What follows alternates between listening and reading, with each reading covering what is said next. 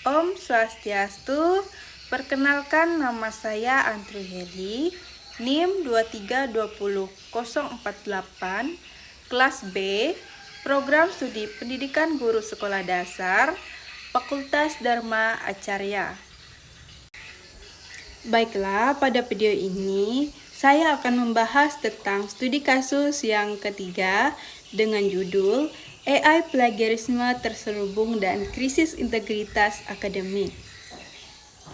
Alasan saya memilih studi kasus ini karena perkembangan teknologi dan informasi komunikasi khususnya artificial intelligence telah membawa perubahan besar dalam dunia pendidikan.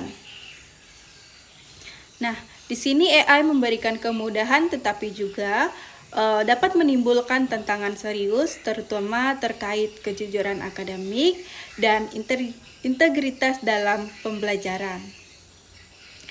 Nah, isu ini sangat relevan bagi mahasiswa pendidikan guru sekolah dasar karena kelak kita akan menjadi pendidik dan teladan bagi peserta didik.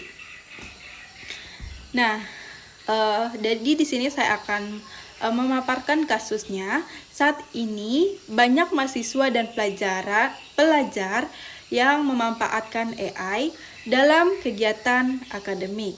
Contohnya antara lain menyusun esai, memperprase teks, menerjemahkan jurnal, membuat rangkuman, hingga menyusun laporan dan presentasi. Nah, permasalahannya muncul ketika hasil kerja AI ini langsung dikumpulkan sebagai tugas pribadi tanpa proses berpikir dan pemahaman dari mahasiswa itu sendiri. Secara teknis, karya tersebut mungkin terlihat aman, bahasanya sangat rapi, terstrukturnya akademik dan lolos dari aplikasi pendeteksi plagiarisme. Namun, secara substansi, karya tersebut tidak mencerminkan kemampuan akademik penulisnya. Inilah yang disebut sebagai plagiarisme terselubung. Tidak menyalin secara langsung tetapi juga tidak sepenuhnya orisinal. Jika hal ini dibiarkan, maka tujuan utama pendidikan yaitu membentuk manusia yang jujur, kritis dan bertanggung jawab akan semakin tergerus. Baiklah, di sini kita akan lanjutkan analisis teorinya. Plagiarisme dalam dunia akademik tidak hanya berarti menyalin kata demi kata. Plagiarisme juga mencakup pengambilan ide, alur berpikir, dan gagasan tanpa pengakuan yang sangat jelas. Dalam konteks AI, masalah muncul ketika mahasiswa menggantikan proses berpikirnya dengan mesin. Jika AI digunakan sebagai pengganti nalar, maka hal ini melanggar prinsip akademik honesty dan integritas akademik. Namun, perlu dipahami, penggunaan AI tidak selalu berarti plagiarisme. AI masih bisa digunakan secara etis jika berfungsi sebagai hanya dalam tanda kutip alat bantu belajar, bukan sebagai pencipta utama karya kita itu sendiri. Jadi batas etika dilanggar ketika mahasiswa tidak memahami isi tugasnya, tidak mengolah ulang hasil dari AI, dan mengklaimnya sebagai karya pribadinya. Jadi, dalam etika pendidikan yang dinilai bukan hanya hasil, tetapi juga proses belajar. Tugas akademik bertujuan melatih kemampuan berpikir, mengembangkan nalar kritis, dan membentuk tanggung jawab intelektual. Jadi, jika proses ini dihilangkan, maka pendidikan kehilangan maknanya. Bagi mahasiswa pendidikan guru sekolah dasar, hal ini sangatlah krusial. Guru sekolah dasar bukan hanya pengajar tetapi juga pembentuk karakter dan teladan nilai kejujuran bagi peserta didiknya. Baiklah, di sini saya akan melanjutkan pembahasan refleksi dan solusi. Sebagai mahasiswa pendidikan guru sekolah dasar, studi kasus ini menjadi bahan refleksi penting dalam menghadapi perkembangan teknologi di dunia pendidikan. Jadi kemudahan yang diberikan oleh AI seharusnya tidak membuat mahasiswa menghindari proses berpikir.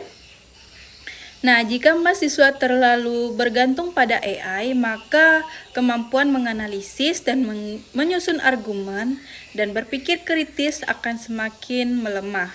Dalam jangka panjang, hal ini dapat membentuk kebiasaan mengambil jalan instan tanpa usaha intelektual. Dan sebagai calon guru sekolah dasar, sikap seperti ini sangat berbahaya. Karena guru tidak hanya dituntut menguasai materi, tetapi juga memiliki integritas, kejujuran, dan tanggung jawab moral. Jika sejak masa kuliah mahasiswa terbiasa mengabaikan kejujuran akademik, maka nilai tersebut dapat terbawa ke dunia kerja dan proses pembelajaran di sekolah.